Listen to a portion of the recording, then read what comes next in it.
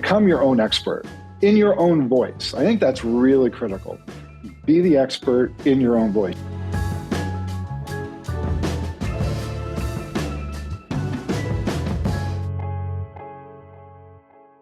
Hello and welcome back to Change and the Market, your weekly look at the changing real estate market. I'm your host, Brian, joined as always by our resident real estate expert, Chris Masiello. Chris, how you doing today? Hey, Brian, how are you? Hello to our community.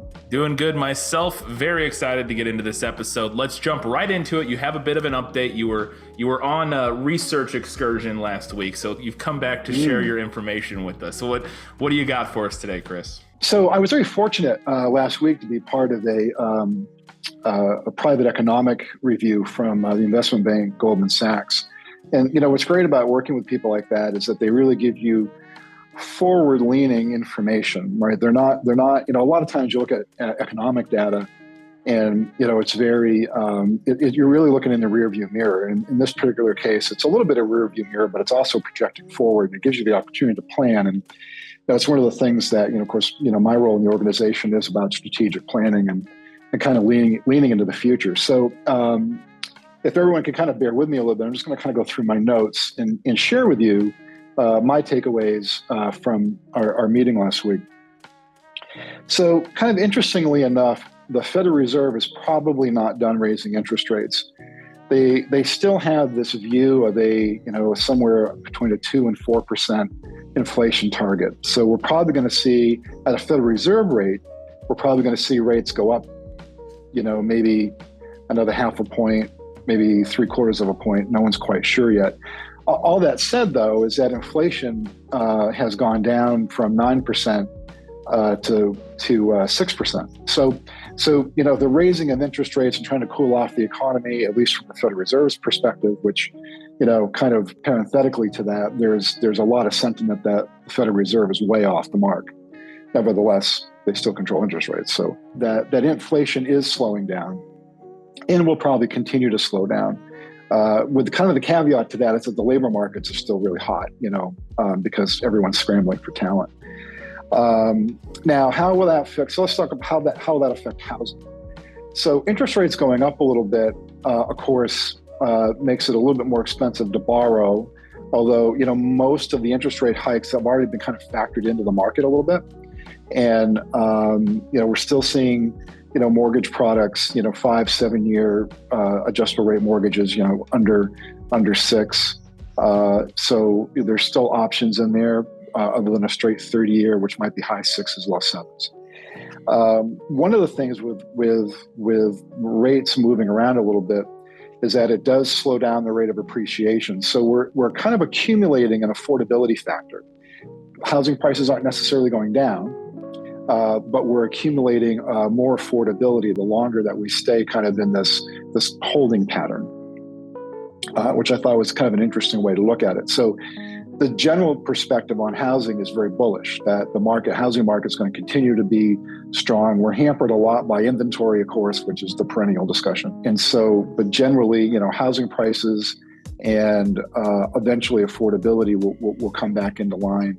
And, because we're in this kind of in-between period where we're still getting appreciation, we're just not getting it at these meteoric rates of, 15 to 20% a year. If you take a look at what's happened in the last, 3 years, housing prices have gone up, almost in some cases 50%. So there's still a lot of margin and profitability in housing.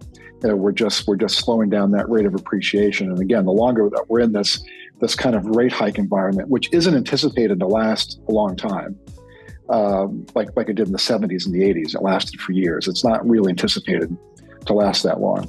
We're accumulating some affordability with housing prices not going up as much.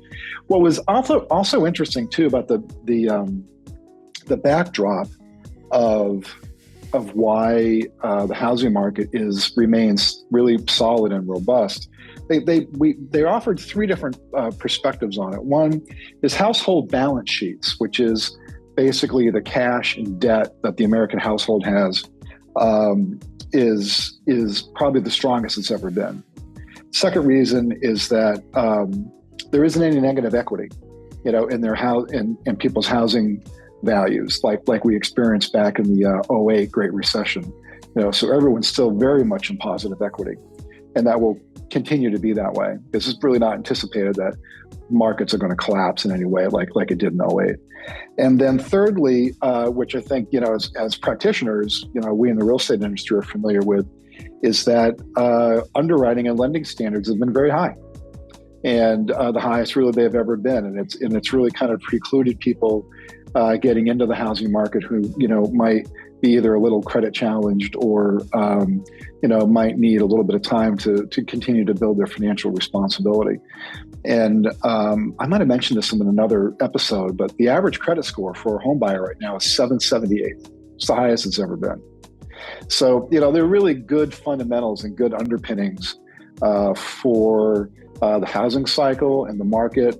We're inventory challenged. And I know, we talked about this last week that, the battle cry right now is April. April's when I'm going to put my house on the market.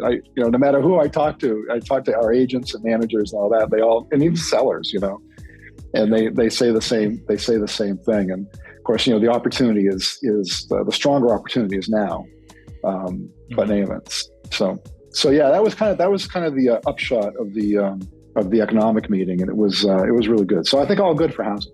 Fantastic. Well, continuing on that topic of research, let's get into what kind of advice you have for people in the industry, and it is on that same topic of research. So why don't you expand on that a little bit? Yeah, I think you have to do your own research. And again, you can look at economic data, historic economic data. Of course, it has some relevance. But you have to do your own research. And I think, one of the things is, we'll talk about this in just a second, is that don't listen to the news. It's like don't listen to it, because of the sensationalism of it, and do your own research. Or in this case, I'm doing the research for people. And so you're getting it not third or fourth hand, you're really getting it, second hand. And, and become your own expert in your own voice. I think that's really critical. Be the expert in your own voice. You can take information from somebody like me or other sources and synthesize it into language that you're comfortable with. So again, continuing on that once more, I think that ties directly into your advice you had for everybody here on how to become their own expert. You had a good tool for that. So why don't you go ahead and share that now? For many people who know me well, I talk about this a lot. I operate almost exclusively in a retail news blackout. I don't watch retail news, radio, TV, doesn't matter what it is. What I do though is I have an app that you can get in any one of the app stores called Flipboard. And it allows you to go in and choose your news feeds. So for instance, for me, it's of course business and finance. I like archaeology, history, psychology, of course, wellness, those types of things. And you can go in and you just checkbox what you want for news feeds. And you'll get it from all different sources. You'll get it from Forbes, you'll get it from CNN, you'll get it from lifestyle magazines, you'll get it from all health magazines, you'll get it from everywhere. And then that allows you to go in. One, you're choosing the news, okay, that you want to hear. You're just not randomly bombarded with news. And the other piece to it is that it allows you to go through and really kind of decide, well, what do I really want to read? And what do I really want to expose myself to? Because let's face it, most retail news is based on sensationalism. That's how they sell dollars. That's how they raise dollars, by selling, airtime. And if you kind of can control your own intake of information, because all that information has energy to it, and a lot of it's not the best. So if you can control that, then that gives you, I think, more time and a filter to digest and then synthesize the information that you're getting. And that would be my recommendation, Flipboard. And it's a cool app, simple. What I do is I'll take breaks during the day, and I'll take 10 minutes and I'll just go through the app, see what I want to read. A lot of times I share a lot of that with people in the organization.